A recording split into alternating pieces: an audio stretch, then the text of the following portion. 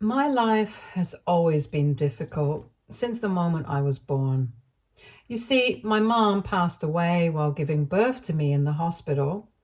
I was then raised by my dad, who somehow blamed me, a literal baby, for his wife's untimely death. Throughout my childhood, there was not a single day in our house that passed without my dad reminding me, in his own harsh way, that I was the reason my mom was gone from this world. He would constantly tell me how my birth had taken away the person he loved the most and how he never really wanted me in the first place. He would point out that because my life had come at such a high cost, I needed to work hard and live up to it. Otherwise, my mom's death would have been in vain. As you can imagine, hearing those harsh words as a child was devastating. I was too young to fully understand the complexities of grief, loss, and anger. I needed my mom too, but she was gone, and the only living parent I had left treated me like I was the problem. My dad, who was supposed to be my protector, my guide, my source of comfort, instead became the one who constantly reminded me that I was unwanted in his life and that my very existence was a curse. Growing up in that environment was incredibly difficult, and I often felt guilty for even existing and breathing. There were times when I desperately wanted to talk to him, to tell him how his words hurt and how they made me feel like I didn't belong, even in my own home. But fear kept me silent, and the few times I did try to speak up, I was met with more bitterness and anger. The result was a childhood marked by a profound sense of loneliness and isolation. While other kids had parents who cheered them on, who comforted them when they were sad, and who made them feel safe, I felt like I was constantly walking on eggshells, trying to avoid triggering more of my dad's resentment towards me. It wasn't just the lack of love that hurt, but the presence of so much anger and blame directed at a part of me I couldn't change. The simple fact that I was alive. Despite everything, I tried to understand my dad's pain. I knew losing my mom had shattered him and that he never fully recovered from that loss. But it didn't make it any easier to bear the weight of his words. I was just a child trying to find my place in a world that often felt cold and unwelcoming. And yet, despite all the hurt, deep down, I still longed for his approval, his love, his acknowledgement. I always hoped that despite everything, I could somehow make my dad proud. I remember the anticipation I felt every time I brought home a report card with good grades, thinking that maybe this time things would be different. I would go to him full of excitement, eager to show him what I had accomplished, hoping for a smile, a word of encouragement, anything that would make me feel like I was enough in his eyes. But every time it was the same. He would barely glance at my grades, let out a grunt, and tell me to keep studying harder because it still wasn't good enough. He would point out that there were hundreds of other kids who could get the grades that I got, so it wasn't really a big deal. Instead of pride or approval, I was met with indifference and the constant reminder that I wasn't meeting his expectations. No matter how well I did, it was never enough for him. It wasn't just academics that I felt the weight of his disapproval on. Anytime I wanted to do something outside of school, like play sports or participate in activities with my friends, he would shut it down immediately. I was told that the only thing I needed to focus on was my studies so that I could get the heck out of this house as soon as possible. Those words stung, reminding me that I was more of a burden to him than a child to be loved and cared for. My friends would talk about how their parents encouraged them to explore their interests and enjoy their childhood, but for me, there was no such support. I was constantly reminded that I was just a guest in his house and that I needed to do as I was told or risk being thrown out. The weekends, which should have been a time to relax or have fun with friends, were no different. If I ever asked to go out or spend time with my friends, he would go on a rant about how I was wasting his money, even if all I wanted to do was something simple like hang out at a friend's house or go to the park. He would launch into a lecture about how hard he was working to put me through school and how I had no right to waste time or resources on maintaining friendships. It was as if anything that brought me joy or a sense of normalcy was automatically deemed unworthy or frivolous by him. I remember one of the most painful memories was how he reacted to my 15th birthday. Now, most kids look forward to their birthdays with excitement, planning parties or gatherings with friends, but for me, it was a day filled with dread each year. He didn't like me celebrating my birthdays, but that year I thought things would be different. I wanted to go out for a movie with my friends and have some pizza. When I finally mustered up the courage to ask him for some money, he had a fit. He screamed and told me that I had no right to celebrate the date since it was also the day that my mom had passed away. He made it clear to me that my birthday was always going to be the worst day of the year for him, and that I should never even think about enjoying it. As a result, I never celebrated with my friends. As you can imagine, over time, all these repeated experiences taught me that my dad clearly hated me, didn't want me around. The constant rejection and criticism took a toll on me, making me feel like I was always walking on thin ice, trying not to do anything that would trigger his anger or disapproval. I slowly learned to keep my hopes and dreams to myself. I stopped expecting approval or encouragement from him because I knew it would only lead to disappointment and hurt. I tried my best to be strong for myself and focused all my energy on getting good grades so that I could escape my dad's house. In the end, all the hard work, perseverance, and determination I poured into my studies finally paid off. I remember the moment I received my acceptance letter to a top university, complete with a full scholarship. It was a mix of relief and pride. I was finally getting out of the house, away from my dad's oppressive grip, and stepping into a new chapter of my life where I could live on my own terms. Leaving home felt like a huge weight had been lifted off my shoulders. For the first time in my life, I was truly free. Those 4 years in college was some of the best days of my life. It was a period of self-discovery, growth, and joy. I could finally live like a normal young adult, experiencing all the things that had been out of reach for so long. My dad no longer had control over me, although he tried to extend his influence even from afar, but I didn't listen to him anymore. I had spent enough of my life under his thumb, and now it was my time to make my own decisions and to carve out the life I wanted for myself. Despite all the newfound freedom and the fun of college life, I didn't lose sight of my goals. I kept my grades up, determined to make the most of the opportunity I had worked so hard to earn, but I also made sure to enjoy myself and experience everything college had to offer. I went to parties, joined clubs, made new friends, pursued my hobbies, and finally started living life the way I had always imagined it could be. It was during this time that I met my girlfriend, Sheila. Meeting her was one of the most unexpected yet wonderful things that happened to me in college. From the very beginning, there was something about Sheila that drew me in. We're both incredibly similar, ambitious, driven, and focused on building our careers. But beyond that, what really made our relationship special was the way that we connected on a deeper level. Sheila understood me in a way that no one else ever had. One of the things I loved most about her is how we can just sit together for hours without the need to fill the silence with words. She allows me to be lost in my thoughts, something that's incredibly rare to find in a relationship.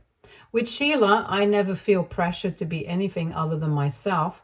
We enjoy each other's company, whether we're talking about our dreams and goals or simply sitting side by side, comfortable in our silence.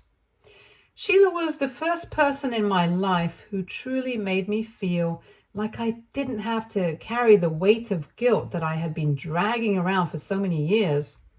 She saw right through the pain that I had been living with, the pain that had become such a constant presence in my life that I almost didn't recognize it as abnormal. Sheila pointed out how deeply wrong it was for my dad to have blamed me for my mom's death and how no child should have to bear such a burden. She encouraged me to seek therapy, something that, up until then, I had never really considered. My dad's words were so deeply ingrained in my mind that I didn't even realize there was a way to escape from their influence. Going to therapy was one of the most transformative experiences of my life. It wasn't easy at first, confronting the reality of my upbringing, acknowledging the trauma I had endured, and learning to dismantle the toxic beliefs I had internalized took a lot of courage and effort.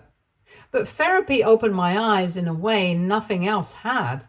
It allowed me to understand just how flawed my dad's thinking was and how much I deserved better. I slowly learned that I wasn't to blame for my mom's death and that my dad's anger and bitterness were his issues to deal with, not mine. As I started to heal, I remember I found myself growing angrier at my dad. It was like all the resentment I had buried deep inside me was finally coming to the surface. I had spent so many years trying to earn his approval, trying to be the child he wanted me to be, and all the while carrying the guilt he had placed on my shoulders. But now I was realizing that none of that was my responsibility, and that he had unfairly and cruelly burdened me with his grief and anger. This anger made it difficult for me to maintain any kind of relationship with him during my college years. I hardly talked to him, and when I did, our conversations were short and tense. I would snap at him, unable to keep the bitterness out of my voice, and I had little patience for his attempts to control or criticize me. There was one time when I finally confronted him about everything. It wasn't something I had planned, it just came out in a moment of frustration and pent-up emotion. I told him about all the years he had blamed me for my mom's death, how his words and actions had deeply impacted my mental health, and how I wasn't going to let him do that to me anymore. I made it clear that I was done being his scapegoat and that I deserved to be treated with respect and dignity. Otherwise, I would cut him off permanently from my life. For once, he didn't have anything to say. He didn't apologize, which I had hoped for, but he also didn't deny what I was saying. After that conversation, I noticed a change in the way my dad interacted with me. He seemed to try to be gentler, less harsh whenever he talked to me. It was as if he was making an effort to change, to be more considerate of my feelings. But despite this, our relationship remained strained. The years of pain and resentment couldn't just be erased with this. I appreciated the small shift in his behavior, but the damage he had done would take more than that to repair the relationship, if it could be repaired at all. Over the years, even though my relationship with my dad has remained sour, I no longer feel the same level of anger or guilt that I once did.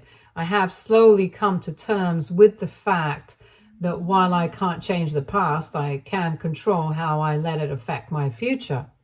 Of course, Sheila's support and encouragement have played a huge role in this journey, and I'm incredibly grateful to her for helping me see that I am worthy of love, respect, and happiness.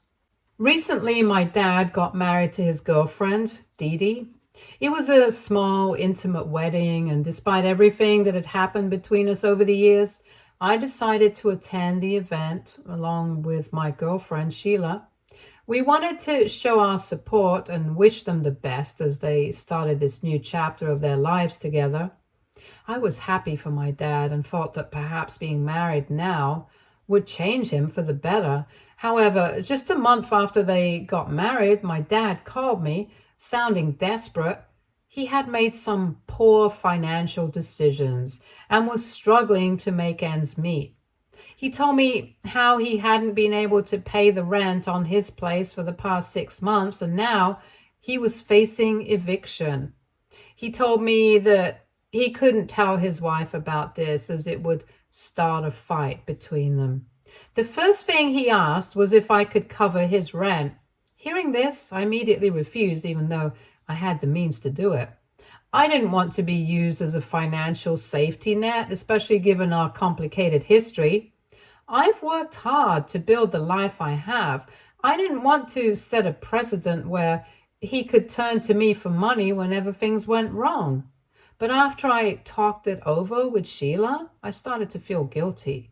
I couldn't shake the feeling that maybe I was being too harsh and that despite everything, he was still my dad and maybe he genuinely needed help. So I called my dad back and offered him a compromise. I told him that while I wasn't willing to pay his rent, I would let him and Dede stay with me temporarily since I lived in my house all on my own and had plenty of space for both of them. I told him that they could live at my place until they managed to save enough money to get back on their feet and find a new place. It wasn't an easy decision given everything that had happened between us in the past, but I felt it was the right thing to do.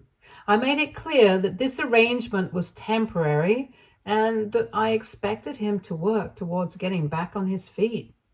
My dad took some time to think about my offer, but he eventually called back and agreed to the arrangement. Within 2 weeks, him and Dede moved into my place and I set up a guest room for them. The first month or so was a period of adjustment for all of us. It had been years since I had lived with my dad, and we were both very different people now. I was no longer the teenager who had to silently endure his criticisms. I was an adult with my own life, habits, and routines. Unfortunately, it didn't take long for his old patterns to resurface. My dad started commenting on my lifestyle and habits as if nothing had changed, whether it was the way I spent my time, the way I kept the house, or even the way I managed my day-to-day lives.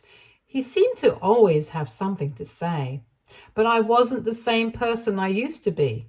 This time, I wasn't willing to let him have that kind of power over me. Whenever he would start criticizing or trying to control aspects of my life, I would stand my ground and tell him to stop. I would make it clear that he had no right to comment on my choices, especially while living under my roof. I wasn't rude about it, but I was firm. I wasn't going to let him dictate how I should live my life. Not anymore. Of course, this didn't sit well with his wife, Dede. Once or twice, she made comments about how I needed to respect my dad. She would tell me how he had sacrificed so much. I would simply shake my head because I knew the truth about him, and it was clear that she didn't know about half the things that he put me through as a child. I did respect my dad, but I wasn't going to allow him to walk all over me or let him undermine my choices. I had spent too much of my life trying to please my dad at the expense of my own happiness, and I wasn't about to fall back into that pattern. Still, it wasn't my place to tell the truth about my dad to Dede, so I would just keep my mouth shut whenever she made those remarks. It wasn't worth getting into an argument over. I knew that living together was going to be challenging, but I hoped that with time, we could all find a way to coexist without too much friction. But then, one evening, after a particularly long day at work, I came home to find my dad sitting in the living room watching TV with his wife. The house was a mess, and there were dishes piled up in the kitchen. I asked my dad why he hadn't cleaned up, since I had told him and his wife repeatedly that they needed to pick up their share of the household duties, and it was his day to clean. You know, he started, in that familiar tone that always set my teeth on edge. You are a grown-ass adult who I raised single-handedly after your mom passed away. You should feel ashamed for even asking me to do more work for you at this age. You can wash the dishes yourself." I was so pissed hearing those words that I shot back, saying, "You know what's really embarrassing? The fact that you're sitting here on my sofa in my house, watching my TV, eating my food, and ordering me around when you were the one who begged me to move in for free. You and your wife have done nothing to help me out this whole time. Guess what? If you don't feel like doing the dishes, then you can just pack your bags and leave anytime." My dad just stared at me, taken aback by the force of my response. There was a tense silence, and for a moment, I thought he might actually get up and storm out. However, I knew he had nowhere to go, so I turned and walked out of the room, slamming the door to the kitchen behind me, my heart pounding with a mix of anger and frustration. The next morning, I went downstairs and found myself alone in the kitchen with Dede. My dad had likely left early for work. As I was about to exit the kitchen, Dede asked if she could talk with me. I wasn't entirely sure what to expect, but I agreed to sit down and listen. With a serious expression, Dede began to tell me how hurt my dad was after our conversation the previous night.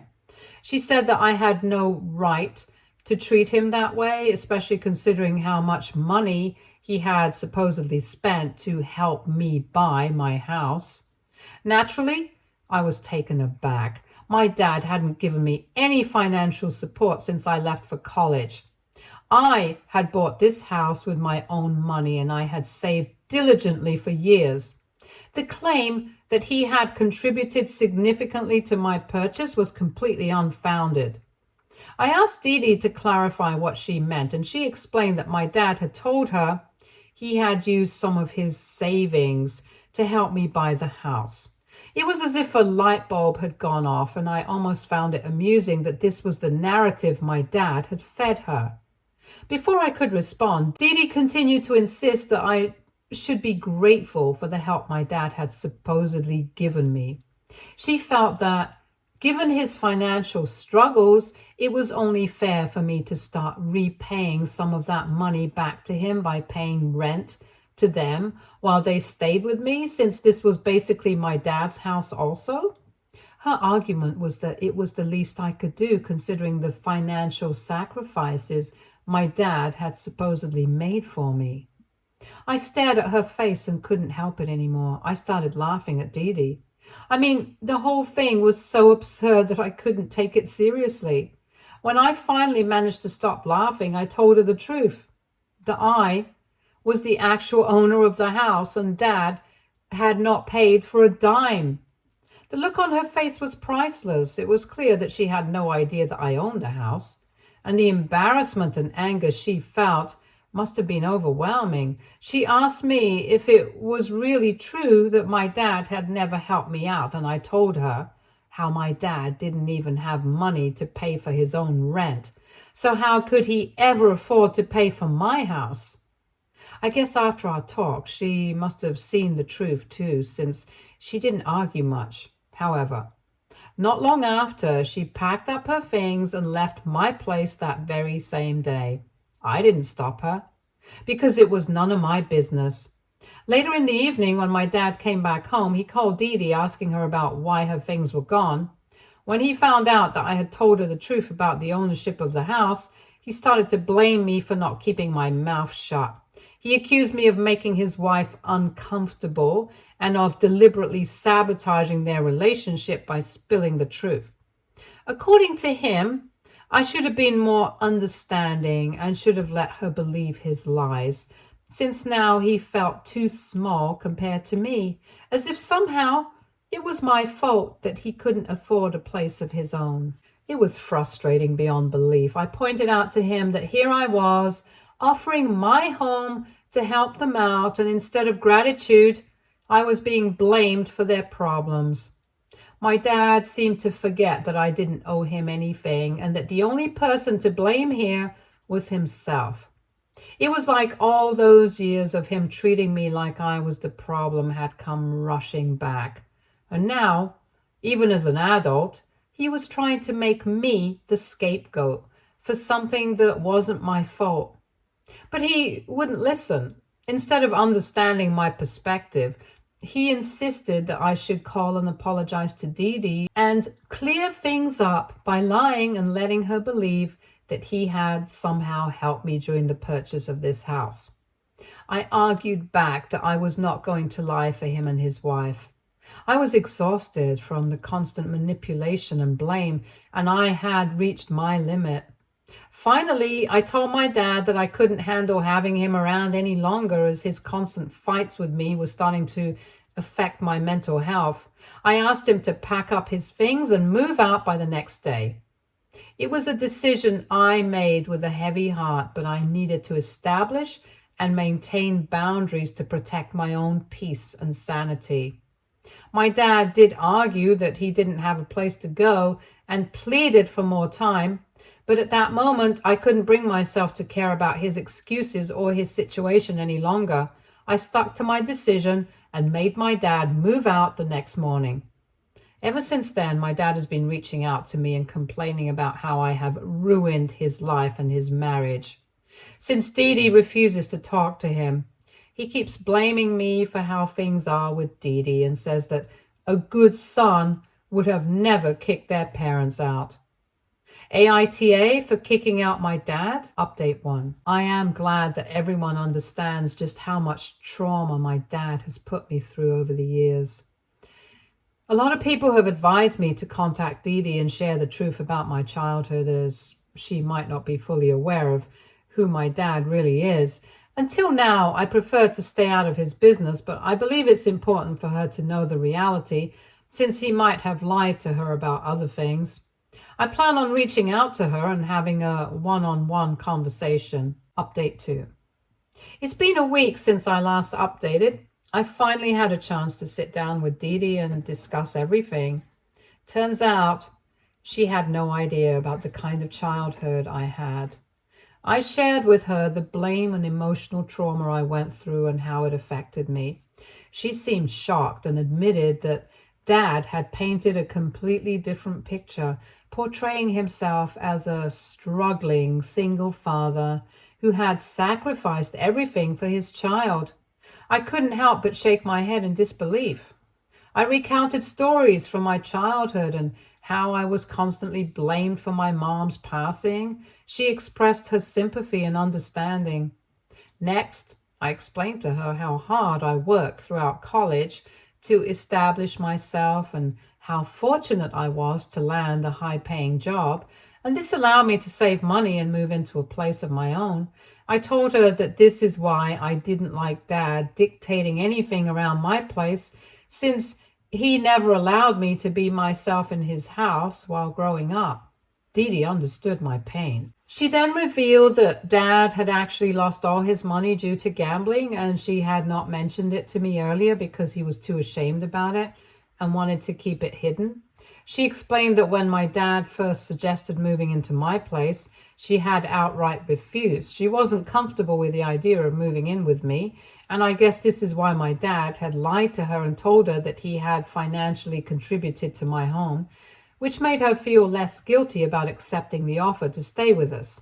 However, later when she found out from me that his claims about helping with my house were entirely fabricated and were just another manipulation tactic to get what he wanted, she felt devastated. She then told me how embarrassed she was about asking me for rent that day. I reassured her that it wasn't her fault and that the blame was completely on Dad for his lies.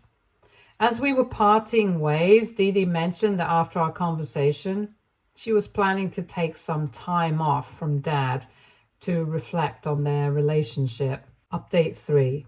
Hi everyone. I know I haven't updated anything here for the past 3 months. I have completely cut off my dad from my life since I asked him to move out. It hasn't been an easy choice, but it is necessary for my mental and emotional health.